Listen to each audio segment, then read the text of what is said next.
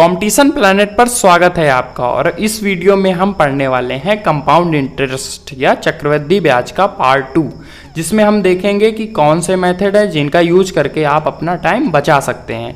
जैसा कि मैंने आपको पहली वीडियो में भी बताया था कि कंपाउंड इंटरेस्ट काफ़ी कॉन्सेप्चुअल टॉपिक है, ये काफ़ी कैलकुलेटिव है, तो इसमें आपको जो मेथड पता होने चाहिए वो हर क्वेश्चन के लिए आपको स्पेसिफिक पता होना चाहिए कि हमें इस क्वेश्चन के लिए यही मेथड यूज करना है। मैं इसीलिए आपको पार्ट वाइज वीडियो दे रहा हूं कि जिससे आप जान जाए कि कौन से क्वेश्चन लिए कौन सा मेथड बेस्ट है। तो जैसा कि पहले वीडियो में हमने सक्सेसिव मेथड देखा था और बेसिक देखा था कि कंपाउंड इंटरेस्ट होता क्या है, इस वीडियो में हम देखेंगे कि ट्री मेथड को हम कैसे यूज करें। तो देखते हैं कि ट्री मेथड होता क्या है, इसका यूज हम कैसे करेंगे। तो सबसे पहले क्वेश्चन से ही समझते हैं। जैसे कि मैं आपको अगर एग्जांपल दूं कि 1000 रुपये थे जिनको 10% वार्षिक ब्याज की चक्रवृद्धि ब्याज की दर से उधार दिया गया 3 वर्षों के लिए, तो आपसे चक्रवृद्धि ब्याज पूछेगा, 2 या 3 साल का डिफरेंस पूछेगा SI/CI का। मैं आपको अभी समझाता हूं कि इससे आपके जो कॉम्प्लिकेटेड क्वेश्चन होते हैं वो आसानी से सॉल्व हो जाते हैं इस मेथड से। तो जैसे कि अगर हम यहाँ पे हमें करना क्या होता है कि जो 10% होता है, कोई भी परसेंट दिया हो तो उसको आपको पार्ट में चेंज करना है। अब पार्ट में जैसे 10% को हम चेंज करें तो आप बोलेंगे 1/10 होगा। अब यहाँ से आपको एक बात पता चली होगी कि जहाँ पे भी पार्ट वाले क्वेश्चन, स्पेशली जैसे पार्ट परसेंटेज आपने याद किए थे, उसके लिए ये बेस्ट मेथड है। तो 10%। अब देखिए यहाँ पे हमें पता है कि 3 वर्ष के लिए हमें 1/10 1/10 1/10 सॉल्व करना पड़ेगा। तो हम ऐसा नंबर चूज करते हैं कि जिसमें 1/, मीन्स ये जो अपॉन में है ये पूरा कैंसिल हो जाए, इंटीजर ना बने। तो हम सीधा बोल देते हैं कि जितने वर्ष के लिए होता है उतना हम इसका पावर बना लेते हैं। अब यहाँ पे तो दिया हुआ था मूलधन की 1000 रुपये था, ना दिया होता तो हम इसका क्यूब कर लेते, क्योंकि 3 वर्ष की बात की जा रही है। तो अगर हम 10 की क्यूब क्या हो जाएगा 1000 रुपये। अब ये था क्या मूलधन। अब देखिए इसमें हम समझते कैसे, जैसे हम अगर पहले वर्ष की बात करें, पहले वर्ष की अगर हम बात करें तो पहले वर्ष इस पर 1/10 लगेगा, तो 1/10 1000 का कितना हो जाएगा 100। तो ये 100 क्या हुआ कि पहले वर्ष हमें क्या मिलेगा ब्याज। अब ये SI/CI पहले वर्ष के लिए सेम होता है, तो मतलब SI भी 100 मिला और CI भी 100 मिला। अब दूसरे वर्ष के लिए अगर हम बात करें तो दूसरे वर्ष आप देखिए कि दूसरे वर्ष इसका 1/10 क्या हो जाएगा 100 रुपये। अब SI अगर होता है, SI के केस में तो 100 मिलता रहेगा हर वर्ष, लेकिन अगर ये यहाँ पे कंपाउंड इंटरेस्ट की हम बात कर रहे हैं तो इसके पहले वर्ष जो 100 रुपये ब्याज मिला है इस पर भी हमें 1/10 क्या होगा देना पड़ेगा। तो अगर हम 100 के 1/10 की बात करें तो यहाँ पे कितना हो जाएगा 10। ऐसे ही अब तीसरे वर्ष के लिए अगर हम बात करें तो यहाँ पे देखिए 1000 रुपये पे तो लगेगा 100, और बाकी जो पहले ब्याज लग चुके हैं, जैसे अगर हम इन 100 पे जो 100 ब्याज लगा है इस पर भी 1/10 लगेगा तो 10, इस पर 100 पे लगेगा तो 10, और ये जो 10 रुपये ब्याज मिला था दूसरे वर्ष इस पर भी 1/10, तो ये कितना हो जाएगा 1। मतलब कि ये क्या हो गया ट्री मेथड। अब देखिए इससे हम क्वेश्चन कैसे सॉल्व करेंगे, आप ध्यान से समझिए। एक बार मैं फिर से आपको बताता हूं कि ये जैसे ऊपर वाली लाइन है, आपको ये समझ आ रहा हो कि अगर SI की बात की जाए तो ये SI हो जाएगा, ये स्पेशली SI हो जाएगा, और CI क्या हो जाएगा ये पूरा जितने वर्ष के लिए देखा जाएगा हम देख लेंगे। अब जैसे हम पूछे कि 1 वर्ष का CI, आप बोलेंगे ये हो जाएगा, 2 वर्ष का CI तो 2 वर्ष का ये हो जाएगा, लेकिन अगर हम बोले दूसरे वर्ष का तो ये हो जाएगा, क्योंकि दूसरे वर्ष केवल कितना ब्याज मिला है ये हमें मिला है। दूसरे वर्ष का CI ये हो जाएगा, 3 वर्ष का CI ये हो जाएगा पूरा टोटल, और तीसरे वर्ष का CI क्या हो जाएगा ये। मतलब मैं आपको अगर लिख दूं तो 3 वर्ष का जैसे हम CI की बात करें तो सबको ऐड कर लेंगे, ये कितना हो जाएगा 300, और अगर ये ऐड करें तो देखो 10 3 बार है 30 और 1 31, मतलब 331 क्या हो जाएगा 3 वर्ष का CI। तीसरे वर्ष के CI की अगर हम बात करें तो यहाँ से देखिए 10 और 10 20 1 21, मतलब 121 क्या हो जाएगा तीसरे वर्ष। अब यहाँ तक तो ठीक था जब डिफरेंस की बात आती है। अगर डिफरेंस बोला जाए तो जैसे हम अगर कहें कि 2 वर्ष में SI और CI का डिफरेंस, तो 2 वर्ष का देखिए SI तो ये है, CI ये है, और SI ऊपर वाली लाइन है, तो डिफरेंस क्या हुआ ये हुआ। ऐसे ही 3 वर्ष के SI/CI की डिफरेंस की बात करें तो ये पूरा क्या हो जाएगा CI, ऊपर वाली लाइन क्या हो जाएगी SI, तो ये जितना पार्ट बचा वो क्या हो जाएगा इन दोनों का डिफरेंस हो जाएगा। अब हम देखते हैं कि अगर इसको सिंपल क्वेश्चन आते हैं, जैसे कि यही क्वेश्चन था कि 3 वर्ष में चक्रवृद्धि ब्याज 331, तो उसके लिए फिर हम इतना नहीं बनाएंगे, हम उसके लिए रेशियो यूज कर लेंगे। अब रेशियो कैसे होता है तो अगर हम जैसे 10% वाले रेशियो की बात करें कि 10% वाला ब्याज कितने नंबर पे लगा है, तो आप बोलेंगे 100 भी है 10% पर, ये 100 तो 3 ऐसे नंबर हैं जिन पर 10% 1000 का लगा है। ठीक है, अब दूसरी अगर हम बात करें कि ऐसे कितने नंबर हैं जिन पर 10% 2 बार लगा है, तो मतलब यहां पे अगर हम ये इस 10 को देखें तो यहां पे देखिए पहले 100 मिला है, फिर उसका 1/10 हमें ये मिला है, तो ये ऐसे कितने नंबर हैं 1 2 3। तो यहाँ पे भी मतलब जो 2 बार 10% वाले हैं कि 10% और उसके बाद फिर उस पर 10% लग के मिला है, वो कितने हैं 3। उसके बाद अगर हम देखें कि जो 3 बार 10% मिलके लगा है वो कितने नंबर है ऐसे 1, तो ये हो जाएगा 1। मतलब यहाँ से हमें एक रेशियो पता चला 3 वर्ष के लिए कि 3 वर्ष में जो ये नंबर्स होते हैं कि 1 बार 10% लगा, एक ऐसा नंबर था जो मतलब उसमें 2 बार 10% लगा, और एक ऐसा नंबर था जिसमें 3 बार 10% लगा, तो वो जो रेशियो आया 3:1 का आया। अब यहाँ से जैसे अगर हम इसको सॉल्व करते हैं, हमें क्वेश्चन दिया गया था कि 1000 मूलधन था, 10% दर से 3 वर्ष का चक्रवृद्धि ब्याज बोला था, तो हम ये बोलेंगे कि 1000 रुपए का 10% केवल निकालें तो कितना आएगा 100, ये आप यहाँ पे लिख लीजिए। अब यहां से बोलें कि 1000 रुपए का हम 2 बार 1/10 निकालें तो हमें कितना मिलेगा, तो आप बोलेंगे 1000 का 2 बार अगर 1/10 निकालेंगे तो आपको मिलेगा 10। आप इसको सॉल्व करके देखिए कि यहां पे क्या दिया हुआ है 1000 और इसका 1/10 और 1/10, मतलब 2 जीरो कैंसिल हो जाएंगे तो यहां से 10 मिलेगा। और इसका अगर हम 1000 के 3 बार 1/10 1/10 1/10 करें तो हमें क्या मिलेगा 1 मिलेगा। अब जितना रेशियो था उससे हमें क्या कराना है इनटू, तो यहां से अगर हम इनटू कराएंगे तो यहां से देखिए अगर 100 में 3 का इनटू तो 300, 3 में 10 का इनटू 30 और 1 तो इनको ऐड करेंगे तब भी हमें कितना मिलेगा 331। अब ऐसे ही हम आपको रेशियो बताए दे रहे हैं कि जैसे 2 वर्ष की बात की जाए तो 2 वर्ष में अगर यहीं से आप देख ले कि 2 वर्ष में एक बार लगने वाला 10% कितने नंबर हैं 1 2, तो यहां से क्या आ जाएगा 2, और ये जो जिस पर 2 बार लगा है वो कितना है 1, तो 2 1 का हो गया। अगर हम 3 वर्ष के लिए बात करें, अब देखो इसको आप ऐसे भी यूज कर सकते हैं कि जैसे ये जो 3 वर्ष बाद 3 बार एसआई तो लगेगा, और यहां से आप ये भी समझिए कि ये जो 3 है ये एसआई है, बाकी पूरा ऐड करेंगे तो वो सीआई है, और ये इधर वाला पार्ट एसआई सीआई का डिफरेंस है, इसको हम यूज करेंगे। अब यहां से देखिए अगर हम 3 वर्ष के लिए हमें पता है 3 3 1। अब देखिए चौथे वर्ष हम रेशियो याद भी, अगर आपको याद भी नहीं होता है तो आप इसको निकाल सकते हैं तुरंत कि देखिए ये जैसे 4 वर्ष पे 4 बार एसआई तो लगेगा। पहले देखिए जो यहाँ पे लग चुका है ये 3 ब्याज जो लगा था वो तो लगेगा, और ये जो पहले ब्याज मिला है 3 इस पर भी ब्याज लगेगा, तो 3 3 कितना हो जाएगा 6। अब ऐसे ही यहाँ पे 1 तो लगेगा, ये जो पहले 3 मिल चुका है इस पर भी लगेगा, तो यहाँ से 4 और लास्ट में ये 1 तो लगेगा ही। ऐसे जैसे हम 5 वर्ष के लिए बात करें तो यहाँ से कितना 5 बार तो एसआई तो लगेगा ही। अब यहाँ पे देखो 6 तो लगेगा, ये जो 4 पहले मिला था उस पर भी लगेगा तो 10 हो जाएगा। ऐसे ही यह 4 और 6 पहले तो 10 हो जाएगा, और यहाँ से कितना 4 और 1 5 और ये 1, ये डिफरेंस ये हो जाएगा रेशियो। तो आप इनको याद कर लीजिए, हम देखेंगे इनका यूज क्या है। पहले आप इसका ये बेसिक देखिए ये आए कहाँ से हैं, फिर आप इनको याद कर लीजिए। देखते हैं फर्स्ट क्वेश्चन। अब देखिए अगर आपको ये मेथड समझ आ गया, अब एक बार नहीं 2 बार देखिए, फिर आपको जब समझ आ जाएगा आप देखिए विदिन सेकेंड क्वेश्चन सॉल्व कर पाएंगे। जैसे पहला क्वेश्चन दिया हुआ है कि एक धनराशि पर 3 वर्षों के लिए 10% वार्षिक ब्याज की दर से साधारण ब्याज व चक्रवृद्धि ब्याज का अंतर 31 रुपए है, तो राशि रही होगी। देखिए CHSL का आया हुआ क्वेश्चन है। अब जैसे अगर मैं एक मेथड और है इफेक्टिव परसेंटेज मेथड, उसमें आपको याद करना पड़ता है परसेंटेज, वो भी मैं अगले वीडियो में बताऊंगा।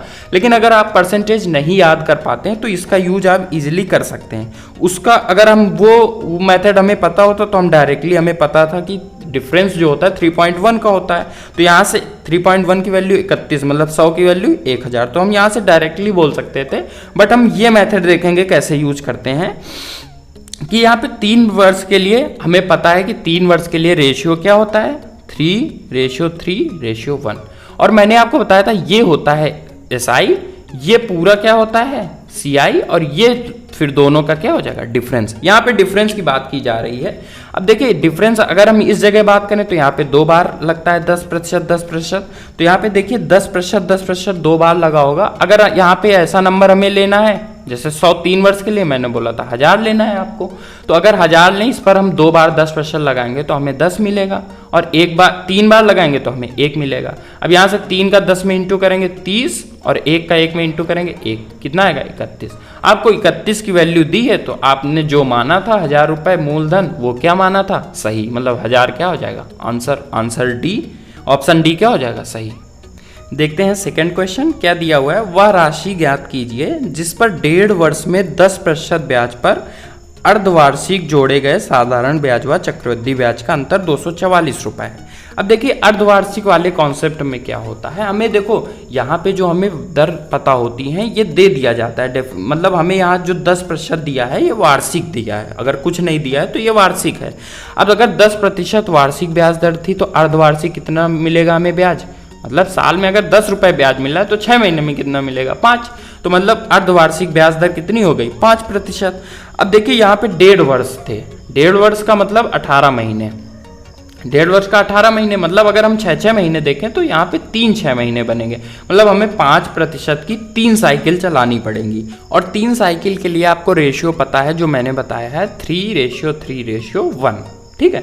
अब यहाँ से अगर हम देखो 5% की बात की जा रही है, तो 5% के लिए इसको आप चेंज करेंगे तो 1 बटा कितना हो जाएगा 20, मतलब हमें ऐसा नंबर लेना है। 3 वर्ष 3 साइकिल की बात हो रही तो हमें 20 का क्या लेना पड़ेगा, क्यूब, मतलब अगर हम 8000 मान लें मूलधन रहा होगा, अगर 8000 माने, अब यहाँ पे डिफरेंस की बात की जा रही तो आप इसको इग्नोर कर सकते हैं, हमें केवल इतना कैलकुलेट करना है।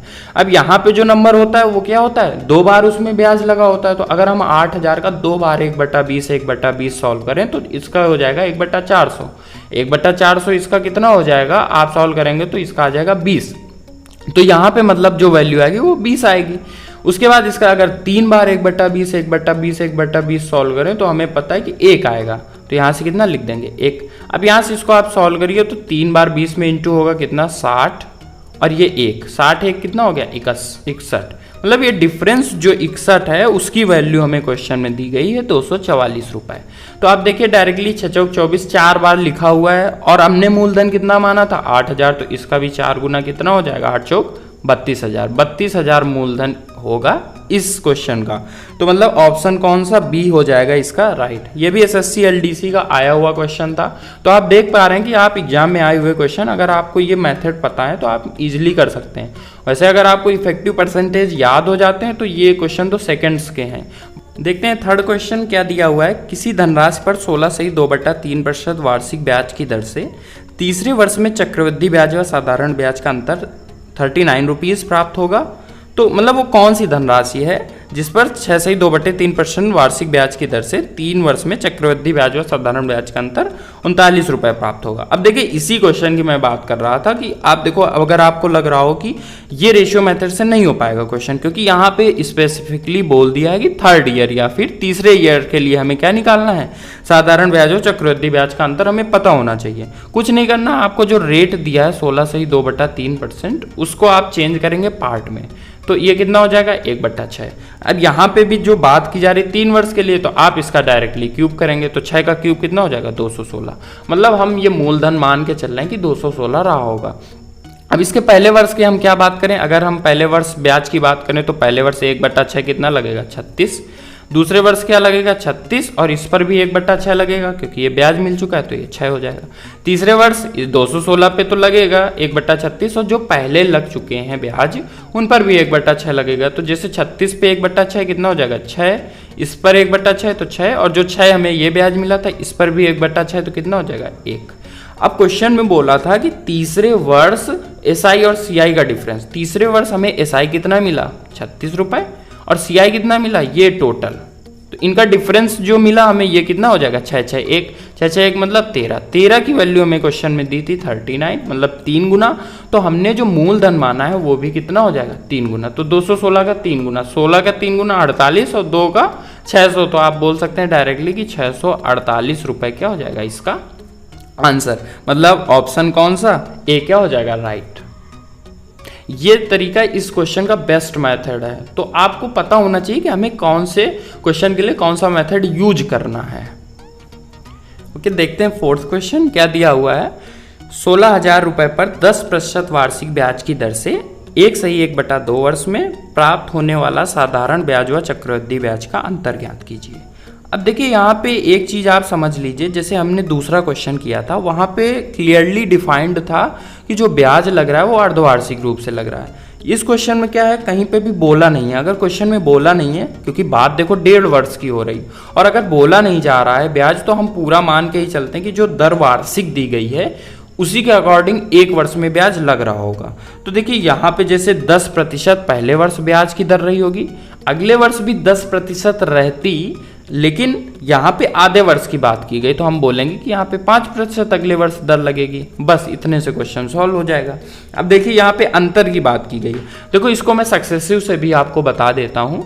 जैसे कि अगर सक्सेसिव मेथड यूज करते तो मतलब जो 10 से 11 हुआ होगा, क्योंकि 10% मतलब क्या है 1/10, 10 से 11, और 5% क्या होता है 1/20, तो 20 से कितना हुआ होगा 21। इसको अगर हम देखें तो ये कितना हो जाएगा 200, और ये कितना हो जाएगा तो 231। मतलब कि अगर मूलधन 200 रहा होगा तो ब्याज कितना मिलेगा हमें 231, मतलब मिश्र धन हो जाएगा। अब देखिए ये सीआई का मिश्र धन है, हमें क्या डिफरेंस पूछा है, तो हम देखेंगे कि एसआई में ब्याज कितना मिला है, क्योंकि जो 31 रुपए मिल रहा है ये क्या है सीआई मिला है। तो इस पर हम देखेंगे कि 200 का जो 10% है वो कितना है 20, और 200 का 5% कितना है, तो अगर हम 1/20 निकालें तो हमें कितना मिल जाएगा 10। तो 10 और 20 कितना हो जाएगा 30, मतलब 30 रुपए क्या है एसआई और 31 रुपए क्या है सीआई। तो यहाँ पे डिफरेंस कितने का आया 1 का 200 पर। लेकिन यहाँ पे जो क्वेश्चन में हमें बोला था कि 16,000 रुपए, तो 200 बराबर 16,000 रुपए, मतलब हमें 80 से इंटू कराना है, तो 1 में इंटू 80 का कराएंगे तो 80 रुपए क्या हो जाएगा इसका डिफरेंस। अब देखते हैं इसको हम ट्री मेथड या जो हमने रेशियो मेथड यूज किया उससे हम कैसे करेंगे। तो वहां पे भी हमें कुछ करना नहीं है, यही यूज करना है कि जो 10% दिया है उसको भी हमें पार्ट में चेंज करना है। 10% कितना हो जाएगा 1/10, और 5% क्योंकि अगले वर्ष हमने कितना लेना है आधे वर्ष के लिए, तो 5% हो जाएगा, वो कितना हो जाएगा 1/20। अब देखिए यहाँ से हमें क्या लेना है, ऐसा नंबर लेना है जिसको ये कैंसिल कर दे, तो हम 200 लेके चलेंगे इंटू करा के। तो 200 रुपये हमने मूलधन मान लिया। अब 200 पे पहले वर्ष 1/10 लगेगा तो 20 ब्याज, अगले वर्ष के लिए दर हमें 1/20 हो गया, तो 200 का 1/20 कितना हो जाएगा, आप क्लियरली बोल सकते हैं कि कितना हो जाएगा 10 रुपये। लेकिन जो पहले ब्याज लग चुका है 20 रुपये, उस पर भी 1/20 लगेगा, तो यहाँ से कितना हो जाएगा 1। तो यहाँ से देखिए डिफरेंस कितना आया 1 का। अब देखिए 200 की वैल्यू जो क्वेश्चन में है वो 16,000 रुपये है, तो 1 की वैल्यू यहाँ से, इसका देखो 80 गुना लिखा हुआ है, तो 1 की वैल्यू यहाँ से कितना आ जाएगी डायरेक्टली 80 रुपये, इसका क्या हो जाएगा आंसर। वीडियो देखने के लिए धन्यवाद दोस्तों, और अगर कॉन्सेप्ट और क्वेश्चंस अच्छे लगे हों तो वीडियो को लाइक करें और चैनल को सब्सक्राइब करें ऐसी ही और वीडियो देखने के लिए।